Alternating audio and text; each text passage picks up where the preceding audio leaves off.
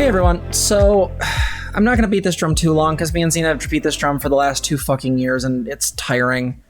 We've beat it in Discord servers that we were part of before we started the channel. We've beaten it when we were... That sounds dirty. We've beaten this drum... Probably mentioned the drum.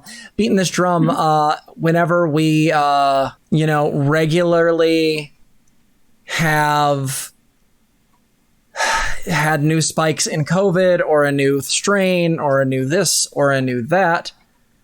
So the issue is that COVID is not over.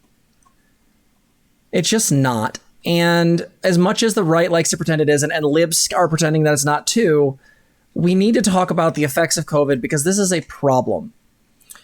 So first, let's talk about this. Long COVID in children. It's been a struggle to be heard. 2 years ago, Jasmine Marwick was a healthy 16-year-old who loved swimming and doing her makeup. Now she manages to leave the house once a week to sit in a cafe or do food shopping if she can lean on the trolley. Shopping cart. Yep. That's all. Jasmine has to make sure help is at hand when she goes upstairs. Since being very sick, getting COVID, her mom Lois has often found her collapsed on the steps like a dead weight.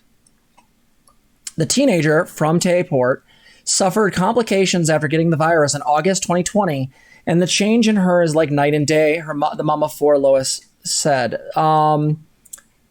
So this is a kid who has been affected by long COVID. Long COVID being a phenomenon where COVID-19 causes all sorts of crazy shit to happen in the body. This can include things such as brain fog, long-term difficulties with breathing. This kid can barely stand up for long periods of time, and this used to be a kid who was clearly active, clearly functional, cutie. Yeah, doing swimming, look at active sports. Look at this babu. It's a cute babu. Yeah. It's a good babu. Right? Jasmine is still suffering from debilitating symptoms which become more severe after even just a little bit of physical activity. She is dizzy, nauseous, has difficulty swallowing, a racing heart, and rashes. She also relies on her mom for basic tasks. So when we talk about COVID, one of the things that really sucks is we often talk about the death rate. Right? We talk about death. We've gone past 1 million dead. This sucks. This sucks. But what we don't talk about is the number of people getting COVID and the number of them that are getting long COVID. Me and Zena have suspected for a while that we've had long COVID. I've had issues with my sinuses and allergies getting worse, my ADHD getting worse, brain fog. Zena's had brain fog and additional issues with emotions, mood, things like that. Yeah, brain fog, migraines getting worse, and not being treatments that had been working for a long time, suddenly not. All sorts of food issues, stomach stuff, yeah. So again, this poor kid is stuck basically at home resting, can't even really sleep well because of COVID-19. And the biggest issue is that like right now, she's in a wheelchair and feels very self-conscious about going out, right? So the couple is frustrated, lack of awareness and treatments for her because we like to pretend that kids didn't get shit. And the fact is that like, Jasmine is one of tens of thousands of children and young people in the UK, so think about how big that is in the US, because we're idiots, who have developed long COVID, according to the Office of National Statistics. The post-viral condition can leave children wrestling with a range of symptoms, including joint pain, respiratory issues, heart palpitations, and rashes. It is marked by severe and relapsing fatigue and neurological problems, and in most severe cases can lead to organ damage. This is like playing Plague Inc., but on mean mode. Well, and this is putting kids and people in general in a situation where like they are going to need extra constant help around, right? Like situations where like, hey, maybe somebody's grandparent or somebody's parent is getting old and now they need more assistance, right? And we've got stuff set up for assisted livings for seniors, but with long COVID like this, there's not really stuff in place to actually like deal with it and help any of these people yet. Like, this is debilitating to an alarming rate. Yeah. Long COVID Kids Scotland, a charity supporting parents, said the condition is often disbelieved by medical professionals. That urgently needs to change, says lead representative Helen Goss. Her daughter, Anna, 9, has not recovered since COVID-19 in 2020. Most are told it's anxiety. Kids have many symptoms, but like in adults, tests often come back normal.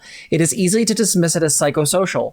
At one point, almost every family in the group has been told there's nothing wrong with their child. So there's data issues with this as they go on. They talk about the fact that there is very real issues with the way in which this is tracked. We actually are really having a hard time with long COVID because we have an entire generation of people who are essentially going to be disabled to varying degrees. And this is the fault, again, I want to be very clear, in the US at least, of conservatives. Every conservative politician you've ever seen has essentially allowed for a biological weapon. That's my answer to this. Yeah, well, and it puts us in a place where it's difficult to prove, difficult to track. And I don't mean, by the way, it was made in a lab, yada, yada, pandemic or anything like that. I just simply mean the fact that this could have been prevented. Yeah. So like, no, this is really difficult stuff to even deal with or even like think about trying to get disability for. Yeah. And so the problem is that people could see this and go, okay, but aren't the cases going down? Well, COVID-19 cases are on the rise. Does it matter anymore? The answer to this, by the way, is demonstrably yes. COVID-19 cases have risen in the US to around 100,000 per day, and the real number could be as much as 5 times that given the unreported. So think about that, 500,000 cases. There's only 33 million people in the United States. Like, just saying, like 10 days, you're kind of, like you just took a chunk out of the US. But the situation is far different from the earlier months of the pandemic. There are now vaccines and booster shots, and new treatments drastically cut the risk of the virus. Fair enough. So how much do cases alone mean? This is the question that's currently in debate. So the issue is that dying of COVID was a concern for him, but now in the era of vaccines and treatments, it doesn't even cross my mind anymore. See, this to me is insanity. Hospitalizations have risen, but only modestly. I think long COVID is pretty scary, he said. While cases have risen about 100,000 reports per day, deaths have stayed flat, a testament to the power of vaccines and booster shots in preventing severe illness, as well as Pfizer treatment pills of Paxlovid, which cuts the risk of hospitalization and death down by 90%. Hospitalizations have risen, but only modestly to around 27,000, one of the lowest points in the pandemic, according to the New York Times tracker. Cases have been partially decoupled from the causing hospitalizations and death, an expert at University of Michigan said, such as the hospitals that are no longer overwhelmed, But again, with these cases going up, that means that we are going to have more cases of long COVID. Because even with vaccines, I don't know the likelihood of getting long COVID should you still still get sick. I don't know how, and especially we have lots of unvaccinated people because again, conservatives are idiots. What the fuck is our point with this? Also, there's always the possibility of new variants. Yay! And flu season comes around again. Yay! And monkeypox. Yay! The point is this, guys, like, one, get vaccinated if you're not. There's no reason not to. I don't want to hear any bullshit. I just don't. Keep wearing your masks, please. Keep wearing your masks, please. Masks should be normalized. We've said this a billion times. Wear your masks. These are good for allergies. These are good to reduce flu season. If you're not wearing your mask, wear your damn mask. Normalize this on the left. Living should be normalized on the left. Well, and you never know when, like, people around you are going to be immunocompromised or just a weak immune system or might not be able to handle getting COVID. You just never know. And again, with long COVID, there's this last piece they said in here in the Hill article. A recent article in the Journal for American Medical Association estimates that 10% to 30% of COVID-19 infections result in long COVID symptoms, but there's no precise estimate. So at the highest end, 30% of the people who get sick. So let's say out of the 27,000 that end up in the hospital, yeah, only 300 are dying, but we're basically debilitating a huge number of people. Wear your mask. Please take care of yourselves. And honestly, keep reminding people you love and care about. And if they're not going to take care of themselves, don't associate with them.